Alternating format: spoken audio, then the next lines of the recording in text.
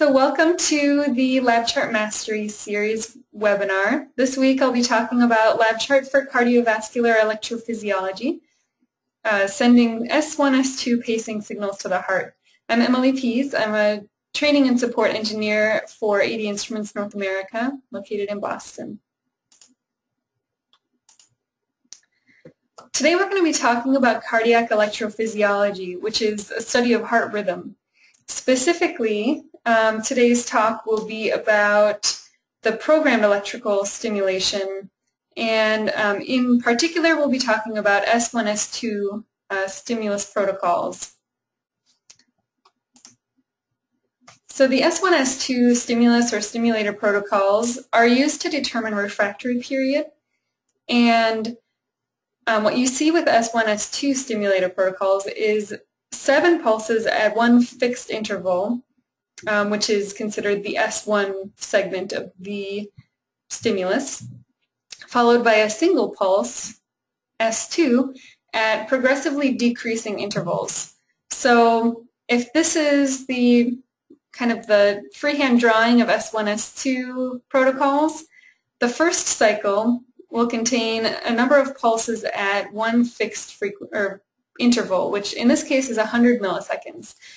And it's followed by a single pulse after a set interval. In this case, it's 99 milliseconds, one cycle. The next cycle, it will decrease by 1 millisecond to have an interval of 98 milliseconds. So you've got a set of pulses, evenly spaced, followed by one, not random pulse, but a pulse of varying interval. The interval between S1 segment and S2 segment decreases until the S2 stimulus no longer excites the myocardium at the refractory period. So it'll give you a good idea of what the refractory period actually is for your isolated heart. So I wanted to include this formula in the slideshow, but we'll be talking about it when we're actually looking at LabChart. In the stimulator function, there is an opportunity to type in your own function formula. And the one that we're going to be using for the delay between S1 and S2 segments is listed here. It's 100 milliseconds minus SR count.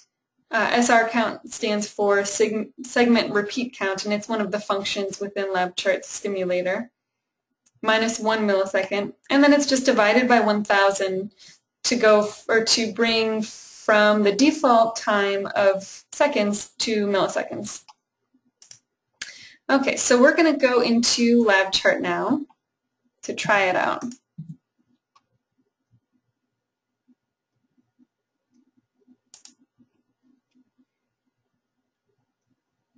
Okay. All right, so what you're seeing here is a recorded version of the stimulus that I will be setting up. And so in channel 1 here, you're seeing the output of the stimulator, because on my Power Lab I have analog output 1 connected using a BNC cable to input channel 1. So these are the pulses that will actually be sent out by the stimulator. Channel 2 is showing the period, so it's showing the time between pulses. So you can see for the first 7 pulses, the period between pulses is 100 milliseconds throughout the whole S1 segment.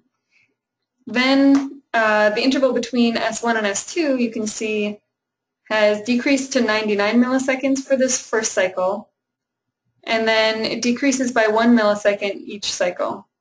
So by the time it gets to the 5th S2 segment, it's down to 95 milliseconds. And this third channel is just showing the count, the number of pulses that have been sent out total. Okay, so now let's take a look at how I've set this up. In the Setup menu, go to Stimulator. And we do have some pre-made waveforms set up like a pulse, a step pulse, and so on. So you could presumably manually type in the number of pulses you want and manually stimulate yourself. But we also have set up these really great customizable waveforms. And so to do that, just go to the Customize button, and you can see that you can set up several different segments. So the segments that we've set up for this particular type of stimulus protocol is the first segment has, when I click on segment 1, it has 7 pulses. Each pulse is 5 volts in height, and each pulse is 1 millisecond in width. And then there's a delay between each pulse in this segment. We've set it to 99 milliseconds. That just means the period will be 1 plus 99, which is 100 milliseconds. Then the next segment is a delay. And instead of just typing 100 milliseconds and then quickly changing that to 99 milliseconds, which may or may not be humanly possible, to type that out in real time quickly, we're able to type in a formula. And this is the formula I showed you in the PowerPoint slide. It's just a decrease in interval based on the segment repeat count.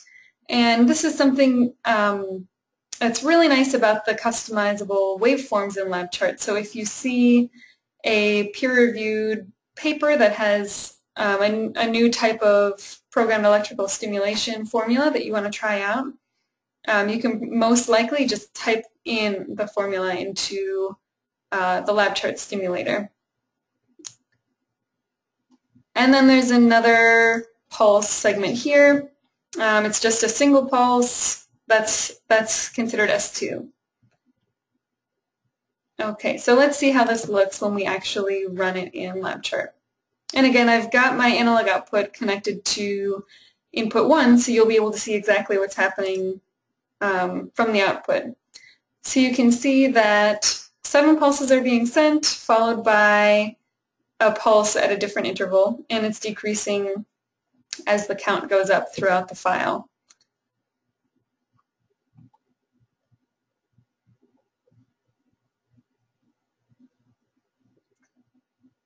Okay, so this is the S1, S2 stimulating protocol.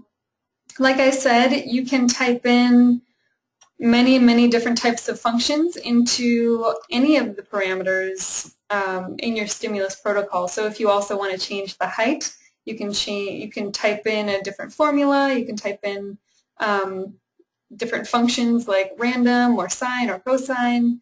If you do see a stimulator protocol in a paper and you want to try it out but don't know where to start, our LabChart help is actually very helpful. If you click this little question mark in the stimulator and then go to waveform customization, and then if you go down to arithmetic, this will show you the functions available in the stimulator, which actually are the same functions that are available, or mostly the same functions that are available in the arithmetic channel calculation. So these are all listed. It's not an exhaustive list, but it's a great start of the types of functions you can just type in and try out as you're setting up your stimulator. So that's how you create the S1, S2 protocol. If you would like, feel free to email me and I'll send you a copy of this file so you can just take a look. I'll bring up my my contact information. And another way to get in touch with us is using social media. You can find us on YouTube, Facebook, LinkedIn, or Twitter. And as I showed before, there are some great training opportunities coming up, more webinars, LabChart courses, application-specific workshops, and we also list the conferences we're going to be at, so you can come with your data and ask us questions at conferences as well. Okay, so here's my contact information. Feel free to get in touch if I can answer any further questions. For now, I will stop the webinar recording, and I'll answer questions if any appear. But thank you very much for listening to the webinar. Feel free to get in touch with any questions or comments about electrophysiology and programmed electrical stimulation, and I'd be happy to help. Thanks again.